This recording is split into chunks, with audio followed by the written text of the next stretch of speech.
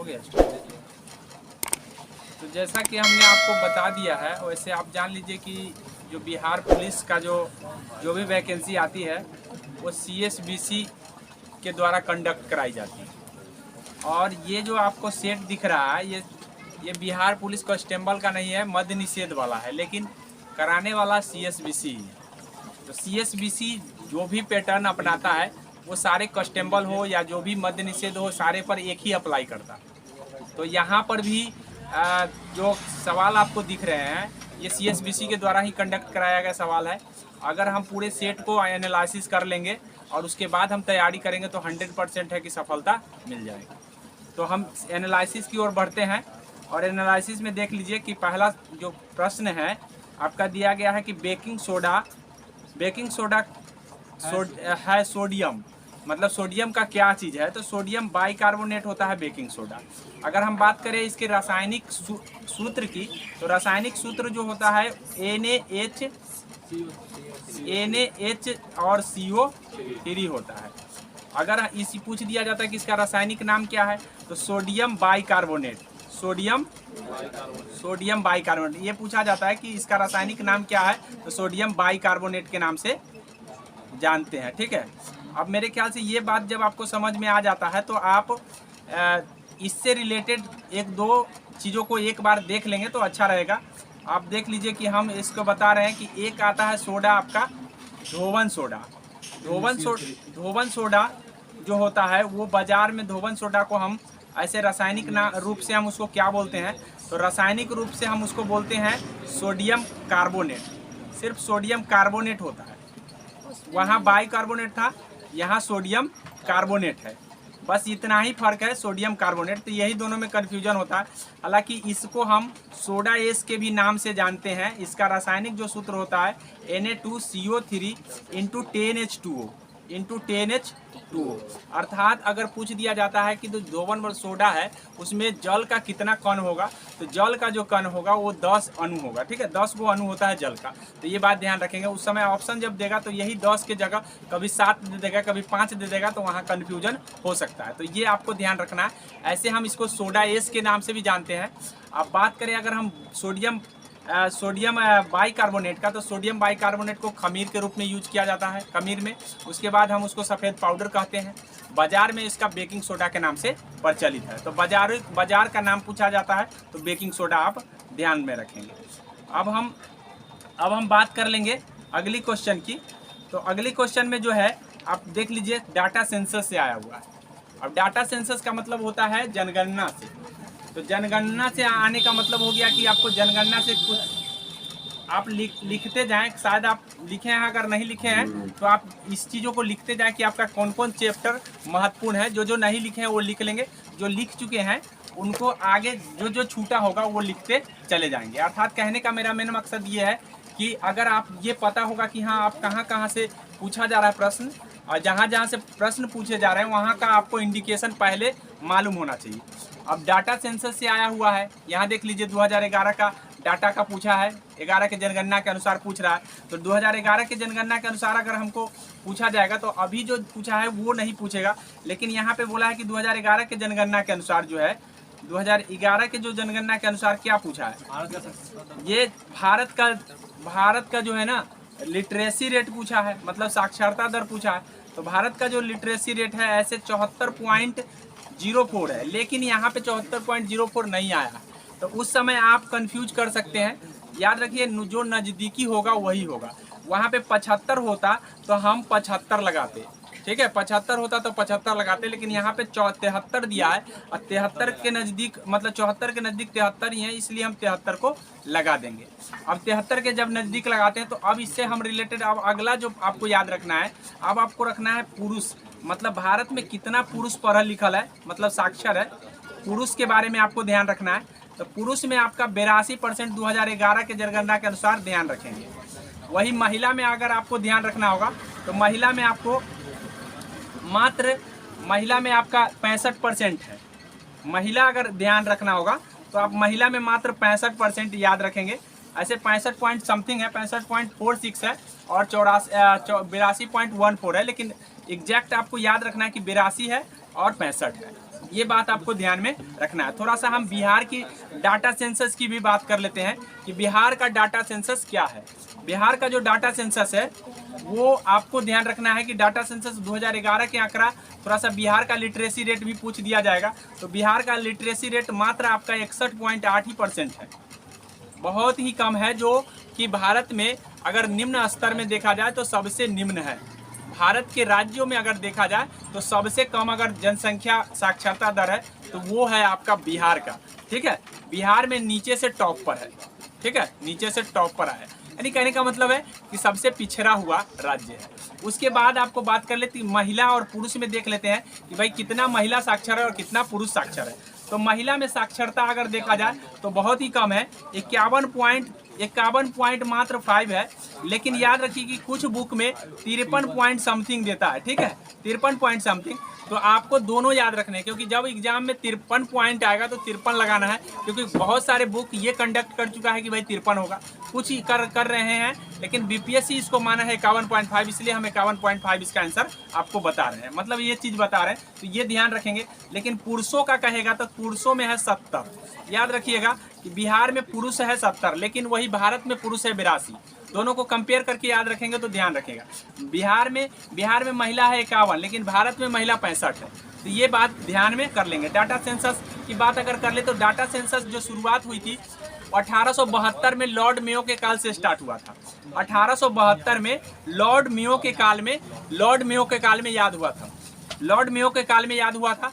ठीक है, 1872 में लॉर्ड मेयो के काल से ये सेंसस मतलब जनगणना गिनना स्टार्ट होगा, लेकिन उस समय रेगुलर नहीं हुआ। 1881 से रेगुलर हुआ है, 1881। तो पूछा जाता है कि कब से इरेगुलर हो गया, तो 1881। उस समय वायसराय या गवर्नर कौन था, तो वो लॉर्ड रिपन था। लॉर्ड रिपन नाम का व्यक्ति था। ये रिपन को याद रखेंगे, रिपन ने ही रेगुलर डेटा सेंसस निकलवाना शुरू किया। प्रत्येक 10 वर्ष पर निकाला जाता है। ये भी एग्जाम में आ चुका है कि कितने वर्षों पर डाटा सेंसस अर्थात जनगणना की जाती है। तो जनगणना आपको किया जाता है 10 वर्षों पर। ठीक है, मेरे ख्याल से जनगणना से इस बातों को आप ध्यान रखेंगे। अब हम अगली प्रश्न की ओर बढ़ते हैं। तो अगला प्रश्न में क्या कह रहा है ये देख लीजिए। अगला प्रश्न जो कह रहा है आपका ये है आपका आधुनिक लोकतंत्र कहा जाता है। तो आधुनिक लोकतंत्र किसे कहा जाता है, तो ऐसे लोकतंत्र के 2 प्रकार है, प्रत्यक्ष और अप्रत्यक्ष। तो यहाँ प्रकार नहीं पूछा है, मतलब किस रूप में हम इसको संबोधित करते हैं ये पूछा जाता है। जनरली बच्चा यहाँ कंफ्यूज करके प्रत्यक्ष लोकतंत्र लगा देगा। तो यहाँ पर ये नहीं पूछा है कि कितने प्रकार है, यहाँ पूछा है कि किस रूप में हम इसको संबोधित करते हैं। तो हम इसको प्रतिनिधित्व लोकतंत्र के रूप में संबोधित करते हैं। क्यों?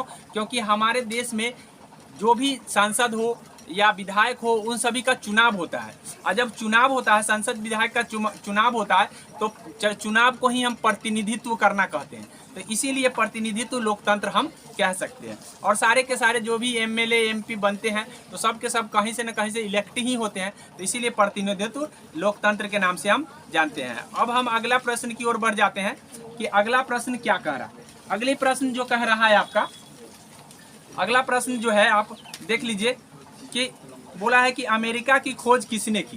तो याद देखिए ये इतिहास से आया हुआ है, सीधा 10वां के इतिहास से आया। ठीक है, अगर 10th का इतिहास आपका कंफर्म होगा तो 2-4 क्वेश्चन देखने को आप डायरेक्ट मिलेंगे। तो इतिहास से आया है। अब यहाँ इतिहास से बोला है कि भाई अमेरिका की खोज किसने की। तो मैं बात कर लेता हूँ कि एक कोलंबस नाम का व्यक्ति था। कोलंबस, क्रिस्टोफर कोलंबस इसका नाम है, ऐसे कोलंबस के नाम से प्रसिद्ध है। तो कोलंबस को आपको याद रखना है। जो कोलंबस था ये नाविक था, नाव चलाने वाला था। नाविक किसको कहते हैं? नाव चलाने वाले को। तो नाविक था, ये स्पेन से था। कहाँ से था?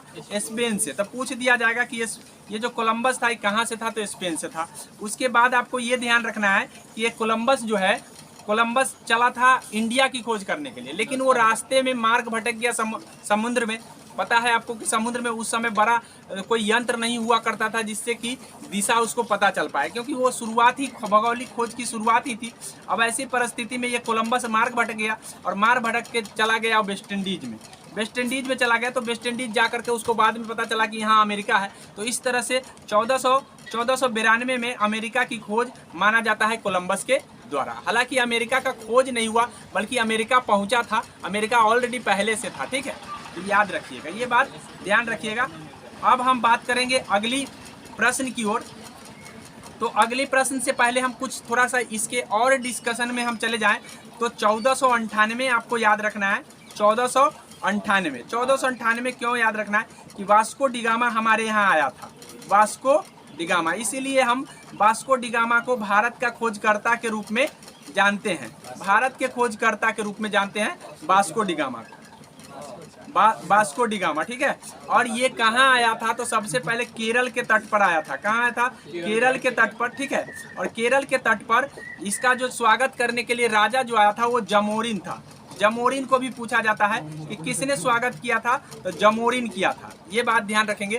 तो इतनी बातों को आप वास्को डिगामा से ध्यान रख लेंगे। लेकिन थोड़ा सा ये भी पूछ लिया जाता है कि क्या कोई विदेशी और भी उससे पहले आए थे, तो हाँ 13वीं शताब्दी में मार्को पोलो आया था। ये पूछा गया है कि मार्को पोलो कहाँ का यात्री था और किस शताब्दी में हमारे यहाँ आया था, तो 13वीं शताब्दी में आया था और वो इटली के यात्री था। वो कहाँ के यात्री था? इटली के। तो विदेशी यात्री आने वाले जो है ना, प्रथम विदेशी यात्री में ऐसे पूछा जाता है तो पुर्तगाल होगा। लेकिन याद रखिए कि पुर्तगाल बिजनेस के लिए आया था।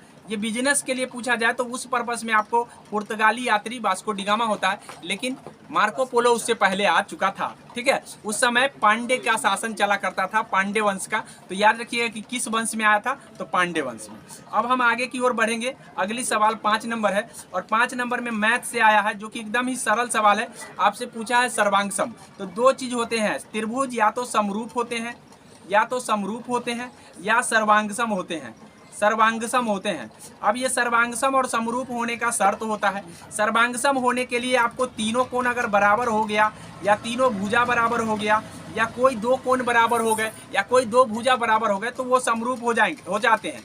लेकिन सर्वांगसम का थोड़ा सा रूलेशन आपको ध्यान रखना है कि सर्वांगसम का क्या रूलेशन है। सर्वांगसम के रूलेशन के लिए आपको ध्यान रखना ये है कि ये जो है आपको एस जो है ना सर्वांगसम है, एस जो है ना सर्वांगसम है, ये होगा सर्वांगसम। उसके बाद एस सर्वांगसम होगा, या आप याद रखेंगे कि 2 गो एस बराबर होना चाहिए, 1 गो कोण बराबर होना चाहिए। मतलब भुजा 2 एस कम से कम बराबर ही होना चाहिए, याद रखिएगा। अब ये तीसरा जो दिया है, चौथा जो दिया है कोण भुजा कोण, तो ये बराबर नहीं होगा। 2 कोण और 1 भुजा बराबर होने पर वो सर्वांगसम नहीं होंगे, ठीक है। तो ये ध्यान में कर लेंगे। ये 4 नंबर यहाँ पे ऑप्शन सही हो जाएगा। मतलब 2 एस होने ही चाहिए, ये कंडीशन आप ध्यान कर लेंगे। अब आगे हम बढ़ते हैं अगली प्रश्न की ओर। ये मैथमेटिक्स का प्रश्न था। अब यहाँ देख लीजिए आगे जो आया है हिंद चिन्ह, तो ये भी हिस्ट्री से आया है। और हिस्ट्री आपको सीधा का सीधा 10वां का हिस्ट्री दिख रहा है। आप 10वां के हिस्ट्री से प्रश्न जब देख रहे हैं तो इसका मतलब अगले बार भी 10वें के हिस्ट्री से आएगा, इसलिए 10वां को हिस्ट्री को हमको कंफर्म करना जरूरी होगा। तो हम बताएंगे कहाँ से पढ़ना है, क्या पढ़ना है, क्या छोड़ना है, ये मेरा दायित्व रहा। लेकिन सबसे पहले आप ये समझ लीजिए कि कहाँ से प्रश्न पूछे जा रहे हैं और कहाँ से पूछे जाएंगे, क्योंकि ये भी CSBC कंडक्ट कराती है और जो कस्टेम्बल का जो तैयारी जो करेंगे आप लोग, उसका भी CSBC ही कंडक्ट कराएगी। तो स्वाभाविक है, पहले ही पिछले ही साल बोल दिया गया था कि अब हम जो भी पूछेंगे हम 10th लेवल तक ही पूछेंगे, क्योंकि इससे पहले 11th 11th 12th पूछ दिया जाता था, जो कि इसका विरोध किया गया कि भाई हम 12th तक हम हमारा क्या कहते हैं, हमारा ये पूरा 12th पर ये वैकेंसी है और वैकेंसी में आप पूरा का पूरा हाईएस्ट लेवल पर आप पूछ रहे हो, तो इसलिए थोड़ा सा लोगों ने विरोध किया। तो आप कह दिया कि भाई हम 10वें लेवल तक पूछेंगे, जो भी बच्चा जैसे बनाना होगा बनाएगा। इस तरह से आप देख लीजिए, यहाँ पे दिया है, यहाँ पे बोला है कि 1950 से पहले हिंद चीन में कौन कौन देश शामिल थे। तो उस समय हुआ करता था वियतनाम, कंबोडिया और लाओस, वियतनाम, कंबोडिया और लाओस। इससे पहले जो है ना, आपको हम बता दें कि ये जो है उससे पहले उपनिवेश था। उपनिवेश कहने का मतलब है कि फ्रांस का उपनिवेश था। वहाँ पे फ्रांसीसी लोग आकर के शासन कर रहे थे। जिस तरह से हमारे यहाँ अंग्रेज आए, उसी तरीके से फ्रांसीसी लोग वहाँ आकर के उपनिवेश चला रहे थे। जब 1939 में द्वितीय विश्व युद्ध स्टार्ट हुआ, तो उस समय फ्रांस भी शामिल था द्वितीय विश्व युद्ध में। तो धीरे धीरे उसका जो है ना कंडीशन खराब हो गया, और खराब होते होते 45 तक उसका कंडीशन खराब हो गया, जिसके कारण वहाँ के लोग उस समय जागरूक हो गए कुछ।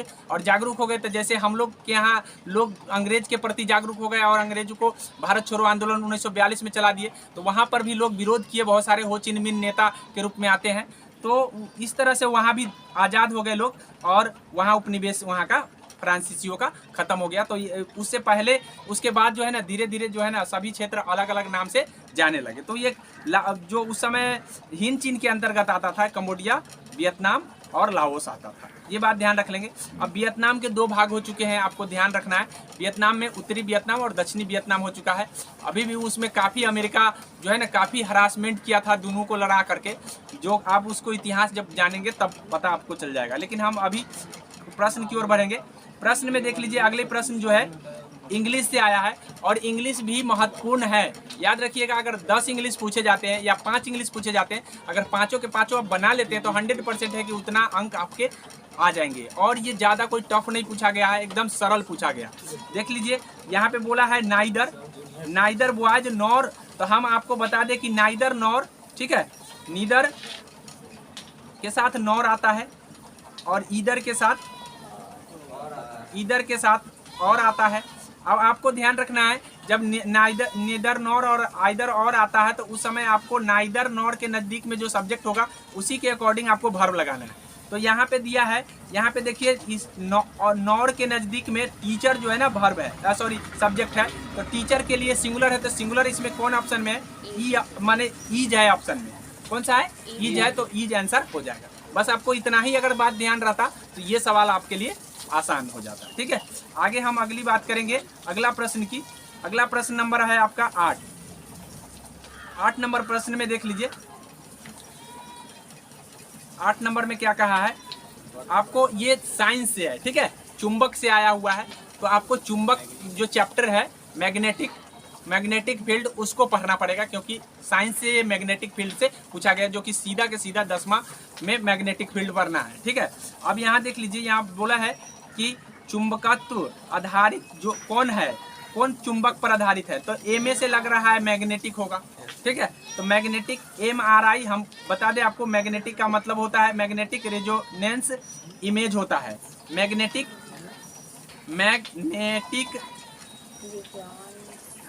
रेजोनेंस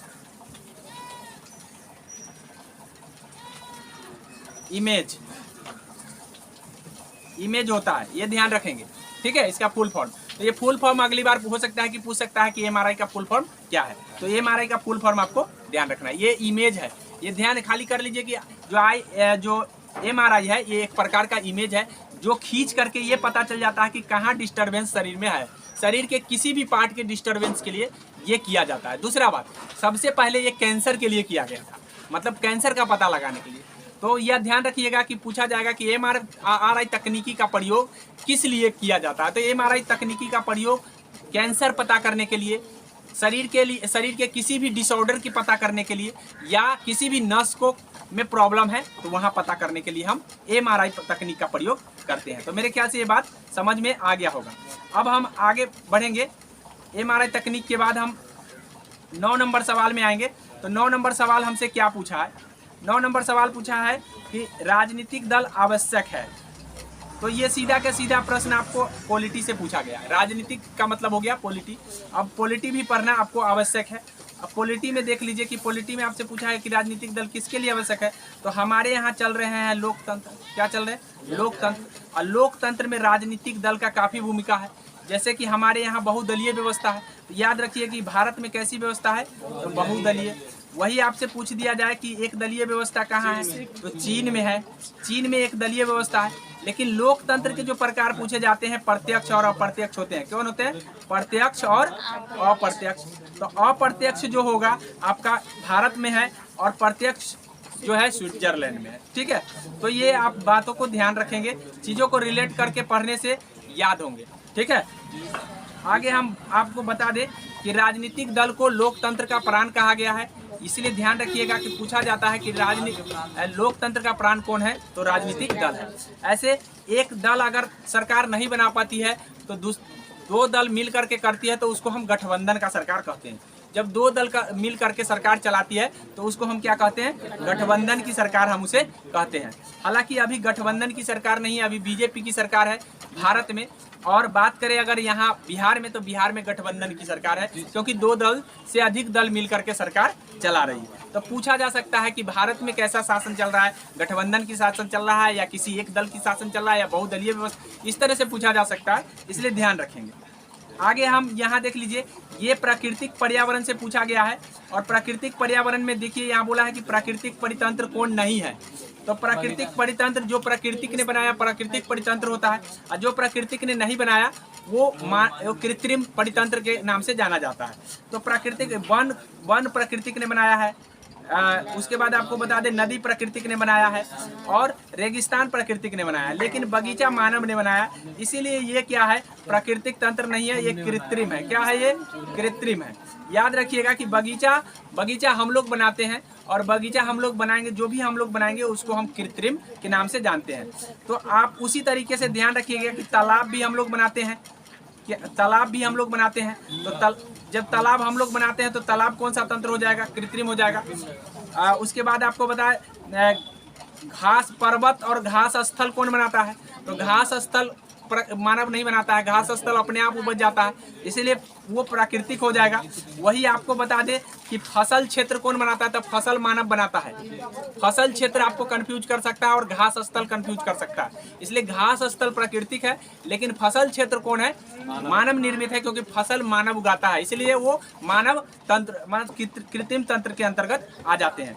वही आपको ये ध्यान रखना है कि अगर मान लीजिए कि आपसे पूछ दिया जाए कि पर्वत कौन सा है, तो पर्वत क्या मानव बनाया है, नहीं। अगर यही पूछ दिया जाए एक्वारियम तो मानव बनाया, तो हाँ एक्वारियम मानव बनाया, क्योंकि एक्वारियम का मतलब होता है जहाँ मछली रखा होता है शीशा में, उसको कहते हैं एक्वारियम। तो एक्वारियम मानव बनाया है, इसलिए वो कृत्रिम तंत्र के अंतर्गत आते हैं। तो इस सवाल से इतनी बात हमको ध्यान रखना है। अगला सवाल जो है आपको ध्यान रखना है कि ये बोला है 2021 और 22 में विजय हाजरे ट्रॉफी, मतलब विजय हाजरे ट्रॉफी जो है ना कौन जीता था, तो उस समय विजय हाजरे जो ट्रॉफी है वो आपका जीता था हिमाचल प्रदेश। लेकिन आपको अभी का याद रखना है 2022 में 2022 का जो हिमाचल जो जीता है वो सौराष्ट्र जीता है, जो चैंपियन हुआ है सौराष्ट्र। तो सौराष्ट्र आप ध्यान में रख लेंगे कि सौराष्ट्र जो है ना विजय हाजरे ट्रॉफी इस बार महाराष्ट्र को हराकर जीता है। तो कभी कभी क्या होता है कि आप तो सौराष्ट्र पढ़ लिए, क्योंकि आप पहले वाला हिमाचल प्रदेश को देख के सौराष्ट्र पढ़ लिए, लेकिन उप विजेता का नाम अगर आप ध्यान नहीं रखेंगे तो वहाँ पे उप विजेता पूछ दिया जाता है। तो इसलिए सवाल पढ़ते वक्त ध्यान रखिएगा विजेता और उप विजेता। विजेता का नाम होता है जो जीतता है, और उप विजेता जो हार के दूसरों से हार जाता है, मतलब जिस समय चैंपियन बनने वाला होता है उसी से हारता है, तो उसको हम उप विजेता कहते हैं। तो महाराष्ट्र जो हुआ था उप विजेता हुआ था, महाराष्ट्र का नाम भी पूछा जा सकता है आपके एग्जाम में, इसलिए ये बात ध्यान में रखेंगे। अब हम बात करेंगे 2021 में हिमाचल प्रदेश किसको हरा करके जीता था, तो तमिलनाडु को हराकर जीता था। इसीलिए 2021 का अगर पूछेगा तो आपसे पूछेगा वही उप विजेता का नाम, इसलिए उप विजेता का नाम में आपको ध्यान रखना है। अब देखिए दूसरी इंग्लिश आपके सामने प्रस्तुत है। तो दूसरा इंग्लिश, ये भी इंग्लिश बहुत ही आसान है यदि आपको कंडीशनल सेंटेंस मालूम है तो। कंडीशनल सेंटेंस 3 तरीके का होता है। पहला तरीका मैं बता दूं कि इफ होता है, प्लस होता है, उसके बाद आपका होता है सिंपल पास्ट होता है, सिंपल आ जाएगा पास्ट, और उसके बाद प्लस में हो जाएगा डॉट डॉट डॉट, उसके बाद आपको हो जाएगा would plus V1, would plus V2, ठीक है। नहीं सिंपल पास्ट, हाँ सिंपल पास्ट V2 में होता है। तो आप ध्यान में कर लीजिए वुड प्लस V1 होता है, ये पहला कंडीशनल मैंने बताया। तो आपको या तो वुड के बाद वर्ब भरना होगा या पीछे वाला वर्ब भरना होगा। तो आप देख लीजिए कि वुड के बाद जो वर्ब होगा वो V1 में होगा, और वुड से पहले जो होगा वो V2 में होगा, वर्ब जो होगा V2 में होगा। बात समझ में आ गया। तो ये पहला कंडीशन मैंने बता दिया है। अब दूसरा कंडीशन भी है। दूसरा कंडीशन क्या होता है ये ध्यान कर लीजिए। दूसरा कंडीशन में होता है इफ प्लस पास्ट परफेक्ट होता है। अब पास्ट परफेक्ट का मतलब आप अगर टेंस पढ़े हैं तो हेड प्लस V3 आपको जरूर दिखना चाहिए। क्या दिखना चाहिए? Head plus V3। Past perfect का मतलब होता है आगे क्या होगा, तो वुड हैव होगा। वुड, वहाँ भी वुड आया था लेकिन वहाँ हैव नहीं आया था, वुड हैव प्लस V3 आएगा। क्या आएगा? Would have plus V3। तो यहाँ पास्ट परफेक्ट में यहाँ हेड होगा, हेड प्लस V3। तो आपसे पीछे पूछा जा सकता है या आगे फिल इन द ब्लैंक दिया जा सकता है, तो दोनों को ध्यान रखेंगे। अगर यहाँ हेड प्लस V3 दिया है तो यहाँ क्या है? वुड हैव प्लस V3 आएगा। तो ये दूसरा कंडीशनल मैंने बता दिया है। ऐसे अब जब सेट बनाएंगे तो हम उस समय कंफर्म कर देंगे। आगे देख लीजिए, आगे हम बता देते हैं। आगे तीसरा कंडीशन है। तीसरा क्या आता है? तीसरा में होता है if plus subject plus where. ये ध्यान रख लीजिए, कोई भी सब्जेक्ट हो, यहाँ ही भी होगा तब भी वेयर का होगा, सी होगा तब भी वेयर होगा, आई होगा तब भी वेयर होगा। लेकिन याद रखिए हम जनरल सेंटेंस में हम वेयर का प्रयोग नहीं, वाज का करते हैं, लेकिन जब इफ आता है तो उसके बाद वेयर लगता है। तो ये ध्यान कर लीजिए, ये तीसरा कंडीशन है जो हम करते हैं। तो ये तीनों कंडीशन मैंने बता दिया। अब इस सवाल में देखते हैं कि कौन सा कंडीशन आया है। इस सवाल में कंडीशन कौन सा आया है? अब यहाँ पढ़ लीजिए, यहाँ पे दिया है कंडीशन, यहाँ दिया है वुड प्लस V1। क्या वुड प्लस V1 है? वो V1 होता है। वुड प्लस V1 आया कि नहीं आया? तो पीछे क्या आना चाहिए? Simple past. क्या आना चाहिए? Simple past. तो सिंपल पास्ट का मतलब V2 आना चाहिए। अब बताइए V2 है कौन है ऑप्शन में?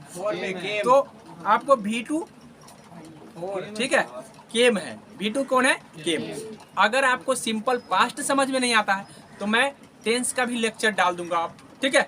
टेंस के लेक्चर को समझ लीजिएगा, क्योंकि टेंस के लेक्चर के बाद ही आपको पता चलेगा कि कौन V1 होता है, कौन V2 होता है और कौन V3 होता है, कौन सिंपल पास्ट होता है, कौन सिंपल प्रेजेंट होता है। इसलिए टेंस का लेक्चर समझना जरूरी होता है। जिनको टेंस नहीं आता है उनको ये स्ट्रक्चर आने के बाद भी थोड़ा सा दिक्कत होगा, लेकिन उनको लिए क्या करना होगा? टेंस को समझना होगा। तो मैं इसका भी लेक्चर डालूंगा, ठीक है? आगे देख लीजिए, आगे है अगला सवाल है आपका इंग्लिश से ही है। देख लीजिए, इंग्लिश तीसरा पूछा गया, 3 नंबर इंग्लिश है। अब यहाँ प्रोटेस्ट का पूछा है, तो प्रोटेस्ट एकदम आसान है। आपको ये ध्यान रखना है कि प्रोटेस्ट का मतलब विरोध करना या डिसएग्री होना किसी चीज़ से, ठीक है? डिसएग्री होना। अब डिसएग्री होना तो इसका मतलब क्या हो गया कि नाराज होना।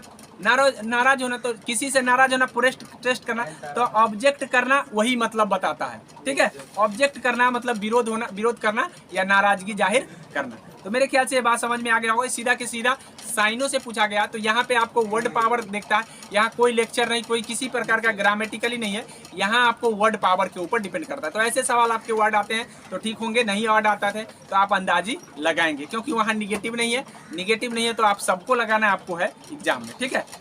आगे देख लीजिए, अगला सवाल है। अगला सवाल है कि प्रतिष्ठित लोकमान्य तिलक पुरस्कार। और जो प्रतिष्ठित लोकमान्य जो तिलक पुरस्कार है वो 2021 में किसे दिया गया? तो आपको ये ध्यान रखना है कि उस समय साइरस एस पूनावाला, ठीक है, जो कोविड-19 वैक्सीन कोविशील्ड को तैयार किया था, ठीक है?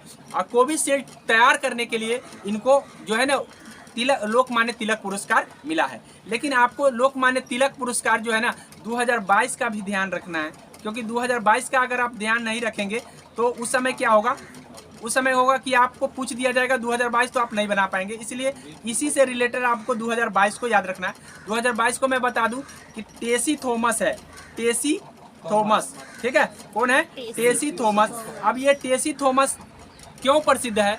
तो ये महिला मिसाइल मैन के नाम से जानी जाती है। महिला मिसाइल मैन। पुरुष मिसाइल मैन में डॉक्टर APJ अब्दुल कलाम, और महिला मिसाइल मैन नहीं, वो मैन, ठीक है? वो मैन कौन होगा? टेसी थॉमस। तो टेसी थॉमस को आपको ध्यान में रखना है, ठीक है? इतनी बात आपको ध्यान में रखना है। और जब भी मिला होगा तो विज्ञान के क्षेत्र में ही मिला, क्योंकि मिसाइल वुमेन जानी जा रही है, इसीलिए ध्यान रखिएगा। आगे हम आपको बता दें अगली प्रश्न को, तो अगला प्रश्न जो है आपका 15 होगा।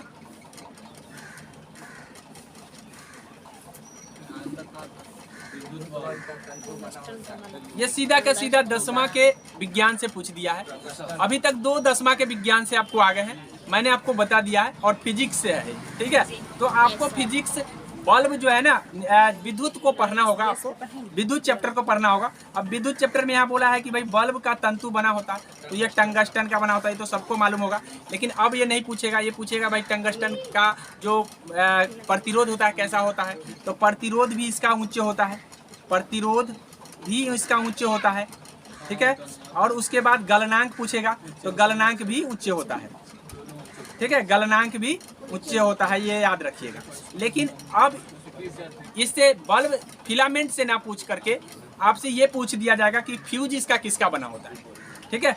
फ्यूज पूछा जा सकता है, याद रखिएगा। तो फ्यूज को आपको ध्यान में रखना है। जो इसका फ्यूज होता है वो एक मिश्र धातु होता है, और ये मिश्र धातु किसके किसके बने हैं, तो याद रखिए Cu होता है प्लस Sn होता है, अब प्लस आपका CuSn प्लस Pb होता है, ठीक है। ये Cu का मतलब कॉपर हो गया, Sn का मतलब टीन हो गया, और Pb का मतलब सीसा हो गया। तो सीसा, कॉपर और टीन का ये बना होता है, ठीक है। लेकिन इसका जो गलनांक होता है निम्न होता है, क्या होता है, तो याद रखिएगा फ्यूज का गलनांक निम्न होता है, लेकिन फिलामेंट का गलनांक उच्च होता है। फ्यूज लगाए क्यों जाते हैं, तो शॉर्ट सर्किट से बचने के लिए, हिंदी में उसको कहते हैं लघु पतन से बचने के लिए। एग्जाम में पूछा गया है कि लघु पतन से बचने के लिए फ्यूज को क्यों लगाया जाता है, तो लघु पतन से बचने के लिए ये पूछा गया है, आप ध्यान में कर लेंगे। आगे हम आप अगली प्रश्न की ओर चलते हैं। अगली प्रश्न जो है, अगले प्रश्न में आपका 16 नंबर है, सीधा मैथ से पूछा गया है। आवाज करता है 5 गो बल्ब। अब बाद में बात करेंगे, ठीक है, लेट हो जाएगा। वीडियो एक्स्ट्रा बात अगर ज़्यादा डालेंगे तो फिर वीडियो का ज़्यादा लेट, ठीक है। तो इसलिए अब यहाँ पे ध्यान दे लीजिए कि यहाँ पे बोला है, सवाल यहाँ देख लीजिए 16 नंबर सवाल है, चक्रवृद्धि ब्याज से है, और इसलिए आपको चक्रवृद्धि ब्याज पढ़ना जरूरी होगा। CI से सवाल देख लिए होंगे। अब हम इसको सॉल्यूशन आपको बता रहे हैं कि पूछा क्या है इसमें। तो आपसे पूछा है, इसमें जो पूछा है कि किस दर से, तो किस दर से इसका मतलब आपको ये दर पूछा है, दर क्या है। तो दर निकालने का मैं सीधा बता दूं कि कभी भी दर निकालना होगा तो डायरेक्टली आप रूट अंडर कीजिएगा, A/P कर दीजिएगा, और घटाओ बाहर में 1 कर दीजिए, इसको कोष्ठ से घेर दीजिए और गुना में 100 कर लीजिए। बस यही फार्मूला पर आप बना लीजिए, बस इस फार्मूला पर आप बनाइएगा, 100% आ जाएगा। तो इसमें 2 चीज़ दिए हैं, एक दिया है 1800 और एक दिया है आपका 1250। बस इसको रूट अंडर कर दीजिए, अब माइनस में 1 कर दीजिएगा घटा के। तो इसको जब काट के कीजिएगा तो ये बन जाएगा आपको कितना बटे 180 बटे, तो काटेंगे तो 36 बटे आ जाएगा, 36 बटे आ जाएगा 25। तो इसका वर्गमूल करके 6/5 आ जाएगा, और घटाओ 1 करेंगे तो ये बन जाएगा 1/5, और गुना में ऑलरेडी 100 लिखा हुआ है, तो 100 को काटेंगे तो कितना से कट जाएगा, कट जाएगा ना। मतलब 1/5 और गुने 100 अगर करते हैं हम, तो 5 से काट देंगे तो 20, तो 20 आ गया कि नहीं आ गया। तो एकदम सरल है। अगर दर आपसे पूछेगा तो दर ऐसे ही निकालना, बस आपको सिर्फ ये देखना है निकालना क्या है। जैसे ही आपको लग गया कि दर निकालना है तो सर बताए हुए एकदम आसान तरीका, उसके जरिए हम बना लेंगे। तो मेरे ख्याल से ये बात समझ में आ गया होगा। अब आप देख लीजिए अगला प्रश्न है।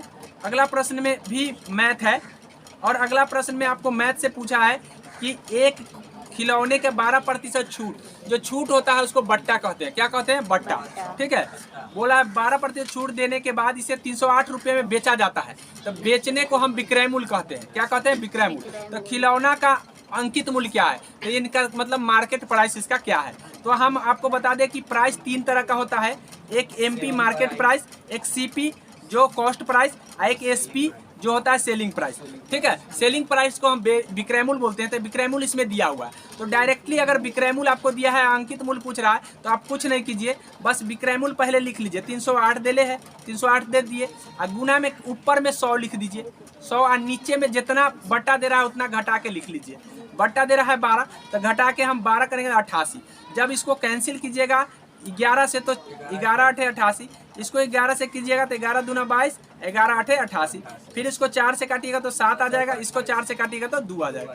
2 से आप 100 को 50 मरतबे काट दीजिए, ठीक है, अर्थात 50 से 7 में जब गुना करते हैं तो 7 × 5 = 35, 350 आ जाता है। कितना आ जाता है? 300। तो इसका जो प्राइस है वो कितना आएगा?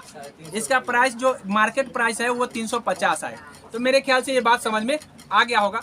अगर आप दोबारा जाकर के एक प्रश्न खुद से हल करते हैं तो 100% ये सवाल आपको आ गया। ऐसे करते करते आपको मार्केट प्राइस निकालना आ जाएगा, दिक्कत नहीं होगा, धीरे धीरे हम सीख जाते हैं। आगे देख लीजिए, अगला सवाल है, अगला है आपको आणविक केंद्र से। तो याद रखिएगा कि हमको वैज्ञानिक जो अनुसंधान केंद्र बना है या विभिन्न प्रकार के विद्युत गृह बना है जो आज हम क्यूज में कराए हैं, तो ये सारे चीज पूछे जाते हैं, इसलिए उसको पूछना वैज्ञानिकी से हमको पढ़ना जरूरी है। यहाँ पे बोला है कि तारापुर केंद्र कैसा है, तो ये आणविक केंद्र है। आज सवेरे पढ़े हैं कि सबसे प्रथम बार जो कौन आणविक केंद्र बना, तो तारापुर, ठीक है।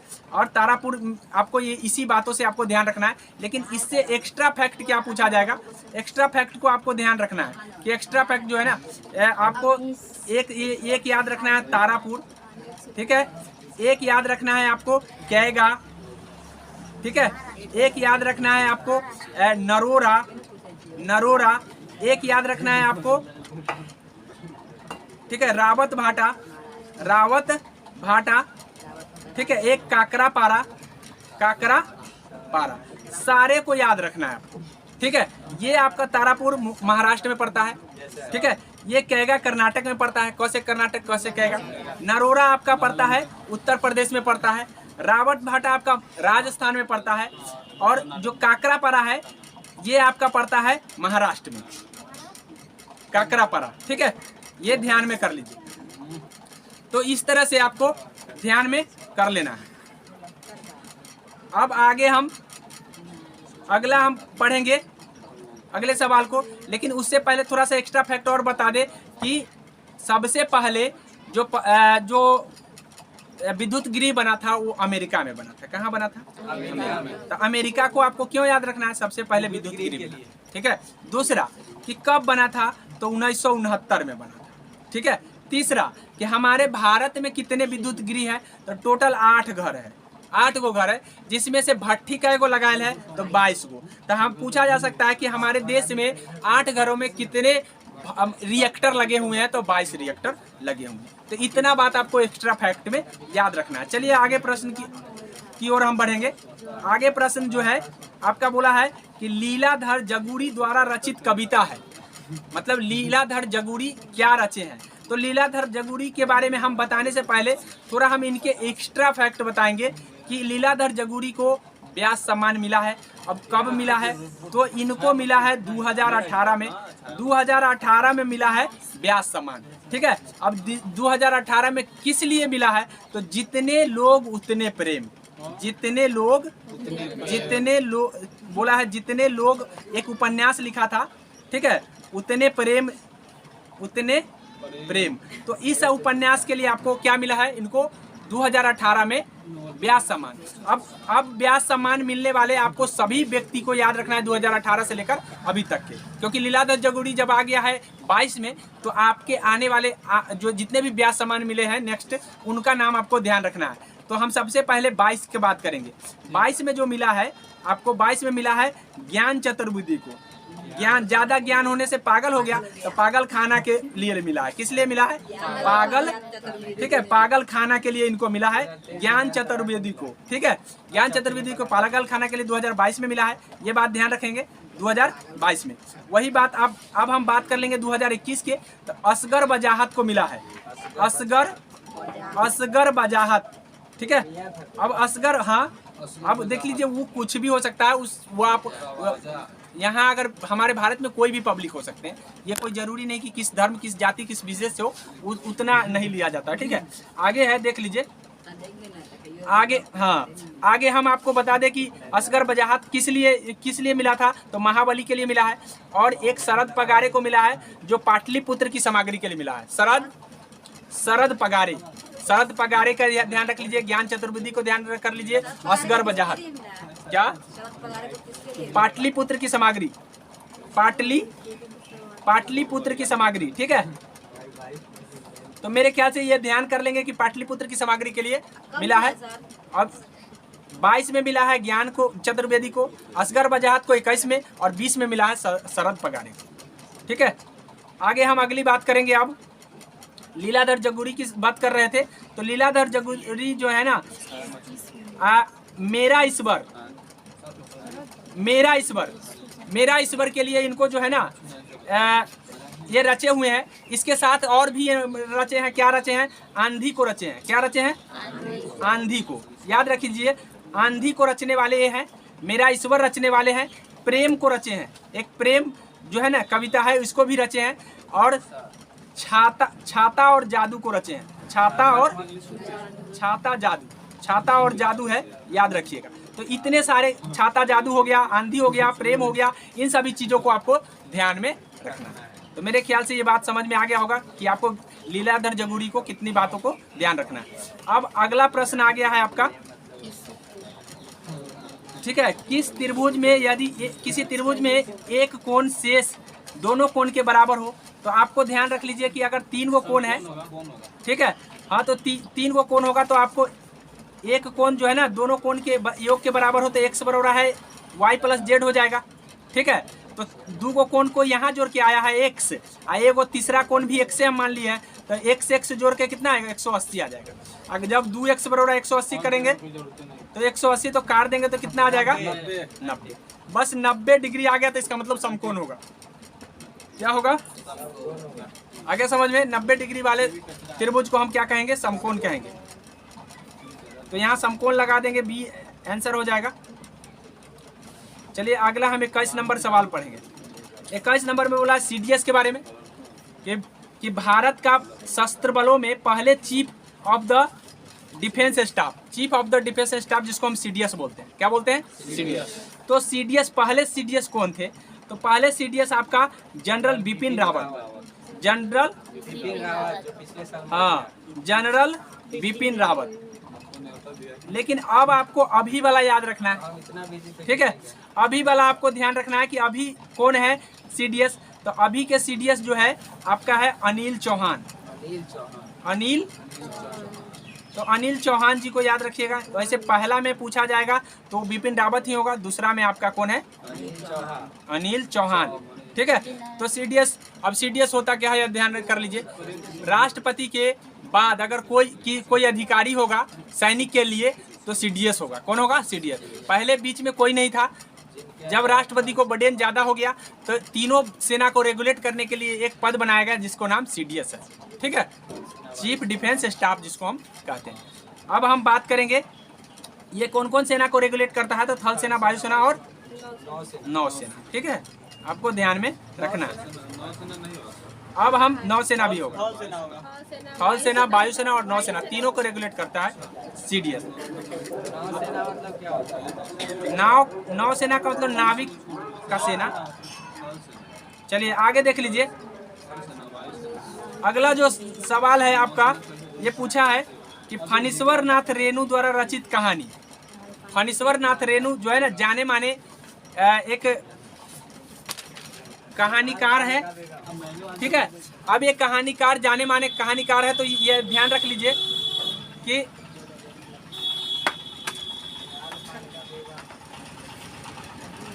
जाने माने कहानीकार है। अब ये कहानीकार में आपको ध्यान रखना है कि लाल पान की बेगम उन्होंने लिखा है, लेकिन इनको मैला आंचल के लिए पद्म श्री मिला हुआ है। ठीक है, मैला आंचल के लिए। तो मैला आंचल किसकी रचना है? तो मैला आंचल फणीश्वर नाथ रेणु की रचना।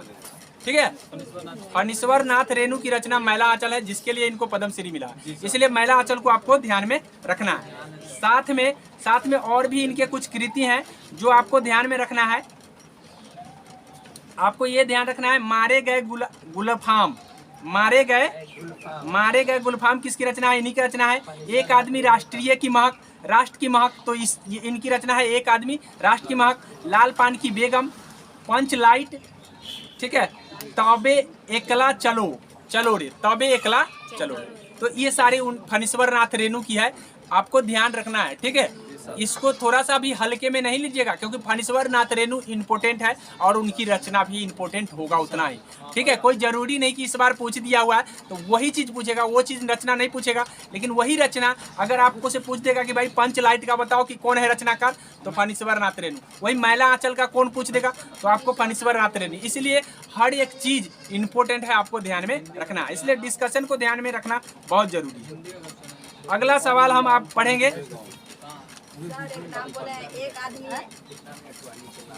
हाँ,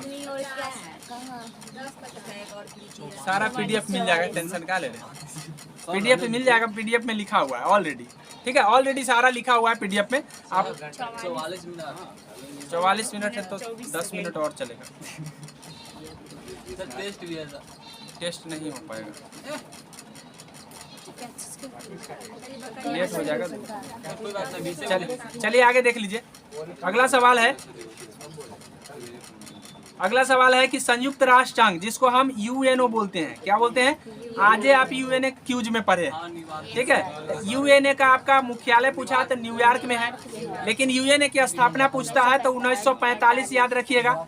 यूएनए दिवस पूछता है तो 24 अक्टूबर याद रखिएगा। ठीक है, अक्टूबर याद रखिएगा।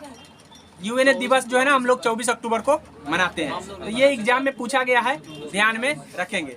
दूसरी बात है कि यूएनओ में एक सुरक्षा परिषद है, जिसको दुनिया का पुलिसमैन कहा गया है। सुरक्षा परिषद, ठीक है, सुरक्षा परिषद को दुनिया का पुलिसमैन कहा गया है। एक महासभा है, ठीक है, जिसको दुनिया का लघु संसद कहा गया है। महासभा, ठीक है, महासभा। तो दुनिया का लघु संसद कौन है? तो महासभा। दुनिया का पुलिसमैन कौन है? तो सुरक्षा परिषद। इस बातों से यूएनओ को ध्यान में रखें। लेकिन सुरक्षा परिषद में 2 तरह के सदस्य होते हैं।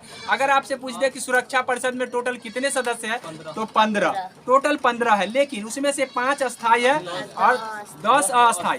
तो अस्थायी का नाम पूछा जा सकता है और अस्थायी का नाम नहीं पूछता है, लेकिन अस्थायी का नाम पूछा जा सकता है। इसलिए ध्यान रखेंगे कि अस्थायी सदस्य कौन कौन है।